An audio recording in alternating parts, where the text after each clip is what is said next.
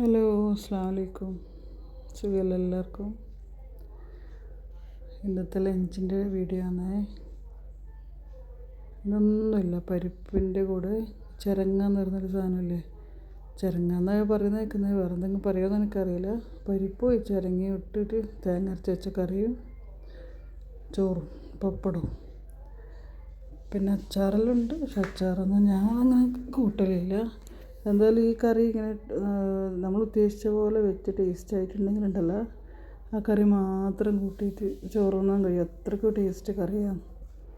എന്തായാലും ഞാൻ വെച്ചപ്പോൾ അങ്ങനെ തന്നെ ഞാൻ ആ കറിയും കൂട്ടി പപ്പടവും കൂട്ടി ചോറ് കഴിച്ചു. നമ്മളെല്ലാവരും അങ്ങനെ കഴിച്ച്.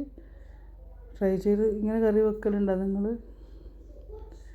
പരിപ്പിൽ ചിരങ്ങ ഇട്ടിട്ട്, ചിരങ്ങ വെള്ളരി ഇടാം കേട്ടോ. അതിൻ്റെ സ്ഥാനത്ത് വെള്ളരിക്ക വേണമെങ്കിൽ ഇടാം. കുറച്ച് മുളക് പൊടി, മഞ്ഞൾപ്പൊടി, ഉപ്പ്, കായപ്പൊടി ഇടണം. കായപ്പൊടി എൻ്റെ അടുത്ത് ഉണ്ടായിട്ടില്ല.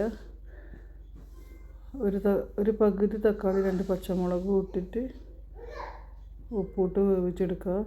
ആവശ്യത്തിന് വെള്ളം ഒഴിച്ച് വേവിച്ചെടുത്തിട്ട് പിന്നെ തേങ്ങ ഇഷ്ടമുണ്ടെങ്കിൽ ജീരകം ഇടാം കേട്ടോ. ചെറിയ ജീരകം ഇട്ടിട്ട് അരച്ചെടുക്കുക, അല്ലെങ്കിൽ തേങ്ങ മാത്രം അരച്ചിട്ട് ഒഴിക്കുക. ഇതുപോലെ കാച്ചി ഒഴിക്കുക. അടിപൊളി ടേസ്റ്റ് കറിയാണ്. പിന്നെ അതിൻ്റെ കൂടെ എന്തെങ്കിലും വറവൊന്നും ആക്കാനൊന്നും പറ്റിയിട്ടില്ല. എന്തായാലും അങ്ങനെ ഇന്നത്തെ ലഞ്ച് കഴിഞ്ഞ്. വീഡിയോ ആദ്യമായിട്ട് കാണുന്നവരുണ്ടെങ്കിൽ ഒന്ന് സബ്സ്ക്രൈബ് ചെയ്ത് സപ്പോർട്ട് ചെയ്യണേ. ലൈക്ക് ചെയ്യണം, കമൻറ്റ് ചെയ്യണം. ഇതുവരെ സപ്പോർട്ട് ചെയ്ത എല്ലാവർക്കും ഒരുപാട് താങ്ക്സ്.